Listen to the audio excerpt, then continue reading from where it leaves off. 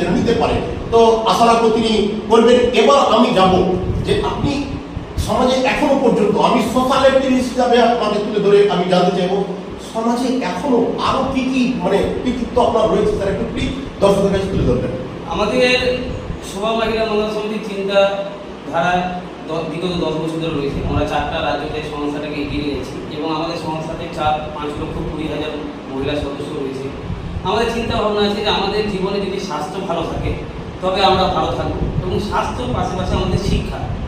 তো আমরা চাইছি যে আমরা প্রত্যেকেই কিন্তু কোনো না কোনো রোগের আক্রান্ত আছি, এবং যারা লাইভে দেখছিলেন আপনারা দেখবেন যে আগে যে চাষি আমাদের জীবন বাঁচার স্বাস্থ্য ঠিক রাখার আমাদের খাবারের মূল অস্ত্র কে চাষি।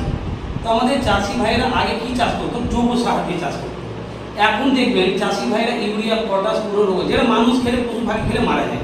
তাহলে সেই জিনিস যে যদি ফসল বা যে কোনো চাষ হয় তাহলে আমরা তো পরিপূর্ণ প্রোটিন বা ভিটামিন পাচ্ছি না। তার জন্য আমরা প্রত্যেকে মানুষই কিন্তু কোনো না কোনো রোগের আক্রান্ত আছে। কেউ বলতে পারবে না যে আমাদের কোনো অসুখ নাই। তাহলে এই রোগ থেকে বাঁচার জন্য তাহলে আমাদের কী হবে, মেডিকেল সম্বন্ধে প্রত্যেকটা পরিবারে একজন করে কিন্তু অভিজ্ঞতা দরকার, মানে তার সম্বন্ধে ফার্স্ট অভিজ্ঞতা থাকা। এই বিষয়টি নিয়ে আমরা চিন্তা ভাবনা করতে করতে আমরা প্রায় 2021 সালে আমরা একটা সিদ্ধান্ত নিয়েছি যে মেডিকেল নিয়ে ফ্রি পরিষেবা কীভাবে দেওয়া যায়, মানে যারা মাধ্যমিক, উচ্চ মাধ্যমিক, কলেজ পাস করে বেকার যারা আছে তার বেকারত্ব রেখে বা পরিবারের যেন সেবা করতে পারে সেই চিন্তা ভাবনাটা আমরা রেখেছি।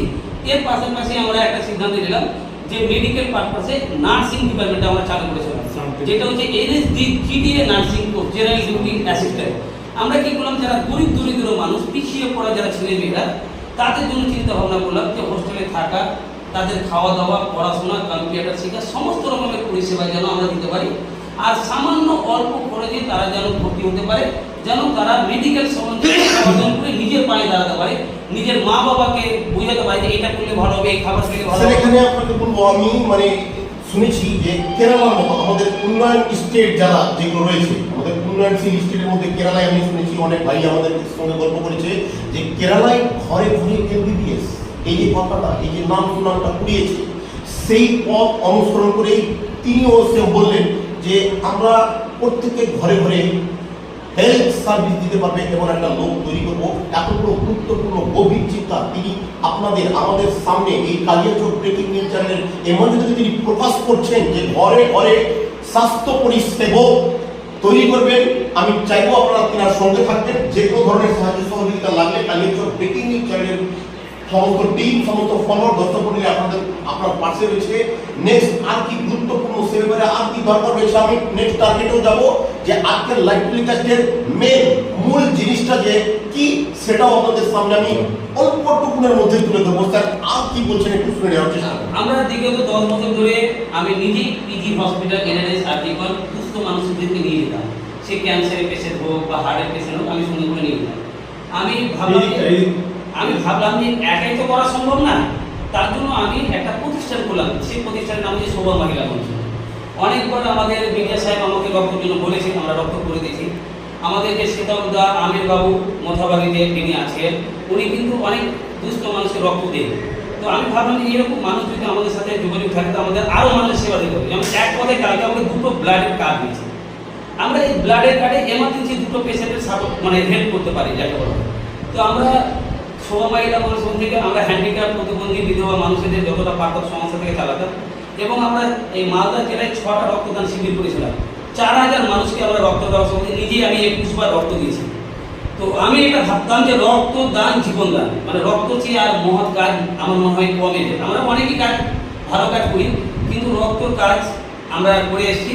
আর আমার সব থেকে চিন্তা ভাবনা একটা কি, যে আমরা হেলথ আর শিক্ষাকে নিয়ে আমরা বেশি এগোবো। কারণ এই দুটো মানুষ যদি পেয়ে যায় তাহলে আমাদের দরিদ্রতা, আমাদের যে কষ্টটা আর কিন্তু থাকবে। মানে তিনি ক্লিয়ারেন্স দিচ্ছেন এই মুহূর্তে কালিয়াচক ব্রেকিং নিউজ চ্যানেলের লাইভ টেলিকাস্টে তিনি তুলে ধরলেন মনোকামনা তিনার রয়েছে যে শিক্ষা এবং স্বাস্থ্য, এই যে আলোচনা শিক্ষা এবং স্বাস্থ্য নিয়ে তিনি কিন্তু একটা মানে তৈরি করেছেন, ব্র্যান্ডিং করেছেন যে আগামী দিনে আমার আর আপনার সমাজের শিক্ষা ব্যবস্থা সেটাকে উন্নয়নশীল পর্যায়ে কীভাবে পৌঁছানো যায়, গুরুত্বপূর্ণ তিনার এই চিন্তা। আমি চাইব যে আপনারা সকলেই এগিয়ে থাকবে, এইভাবে মন মানসিকতার লোক সম্পূর্ণ আমাদের সামনে সবাই আমরা তুলে ধরার চেষ্টা করবো। তবে গুরুত্বপূর্ণ সেই আলোচনার দিকে আমরা এগিয়ে যাবো। স্যার, আপনার এই সদিচ্ছা শিক্ষা স্বাস্থ্যের প্রতি যে আপনার যে দৃষ্টিভঙ্গি, অ্যাম্বিশন, আমরা আপনাকে অসংখ্যবার ধন্যবাদ জানিয়ে বলতে চাইব যে আগামী দিনে আপনি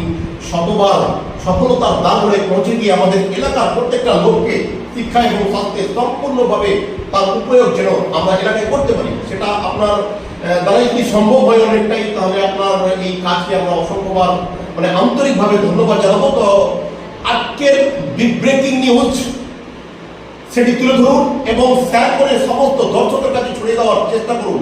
আমি জানবো the special guest of Kaliachak breaking news channel আমরা অ্যাকসেপ্ট করেছি কিনাকে as a Indian ground report expert. এর কাছ থেকে আপনি জানতে চাইবেন পশ্চিমবঙ্গের স্বাস্থ্য ব্যবস্থা সম্বন্ধে আপনি কি অনুভব করেছেন, কি দেখেছেন, কি বলতে চাইবেন, কোনো মন্তব্য নেই?